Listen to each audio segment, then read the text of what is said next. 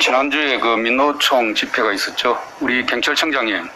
예. 그 개천절 집회하고 지난 일요일 날 이 양 집회에 대한 경찰력의 동원 그리고 대응의 차이가 너무 확연하고 언론에 이미 보도가 되고 많은 국민들이 경찰의 대응에 대해서 의구심을 가지고 있는 것은 뭐 청장님께서 잘 아실 겁니다. 허가 불허가 사유의 차이라든지 경찰력 동원 규모의 양 집회 차이라든지 경찰권 행사 대응이라든지 여러 가지 집회에 대한 대응이 차이가 있었는데요. 제가 국정감사 때 우리 청장님께 그 집회 시위에 대한 경찰권의 대응에 있어서 일관성과 공정성을 확보하기 위해서 매뉴얼을 만들어야 된다. 원칙과 기본을 만들어야 된다. 이렇게 요구를 한 적이 있습니다. 청장님, 경찰법 4조가 무엇인지 알고 계시죠? 예. 경찰법 4조. 직무에 대한 내용. 제가 한 번 더 이야기하겠습니다. 경찰법 4조는 경찰권 행사의 기본 원칙을 담고 있습니다. 제가 한번 읽어보겠습니다. 경찰은 직무 수행에 있어 헌법과 법률에 따라 국민의 자유와 권리를 존중하고 국민 전체에 대한 공정과 중립을 지켜야 하며 부여된 권한을 남용하여서는 아니 된다. 세 가지 원칙을 담고 있어요. 경찰권 행사는 첫째는 국민의 자유와 권리를 존중해야 되고 두 번째는 공정과 중립을 지켜야 되고 세 번째는 부여된 권한을 남용해서는 안 되는 겁니다. 이 경찰법 4조를 위반하면은 법률 위반이 되고 경찰청장님은 탄핵 사유가 되는 것입니다.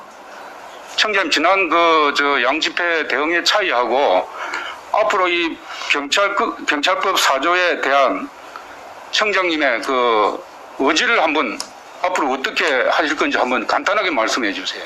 예, 저는 집회 시위에 대해서는 법과 원칙에 따라서 일관되고 공정하게 대응을 해야 된다는 원칙을 누차 강조를 해왔습니다. 이번 집회에 대해서도 방역당국의 집회금지 행정명령과 관련법 규정에 따라 동일하고 일관된 기준으로 대응을 해왔고 앞으로도 이러한 어떤 원칙은 흔들림 없이 지켜 나갈 것으로 아니 청장님, 청장님 혼자 공정하고 일관되고 지속성이 있다고 이야기하면 되는 겁니까? 많은 국민들이 그렇게 느끼지 않는 건데 법률 위반이라는 것은 청장님 혼자 생각에 법률 위반이 아니라고 생각한다고 해서 위반이 안 되는 건 아니에요. 그렇잖아요.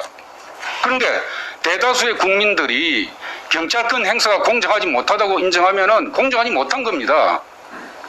그 청장님의 주관적인 판단에 의해서 이게 좌우되는 게 아니라는 거죠. 제가 분명히 말씀을 드리고요.